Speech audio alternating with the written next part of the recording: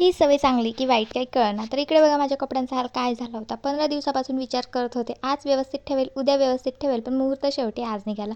सर्व कपडे काढून छान असे फोल्ड करून परत ठेवले. म्हटलं कपड्यांसोबतच बुक्ससुद्धा करूया, कारण बुक्सचा सुद्धा तसाच हाल झाला होता. सर्व बुक्स काढले, ड्रॉवर साफ केला आणि परत छान बुक्स ठेवून दिले.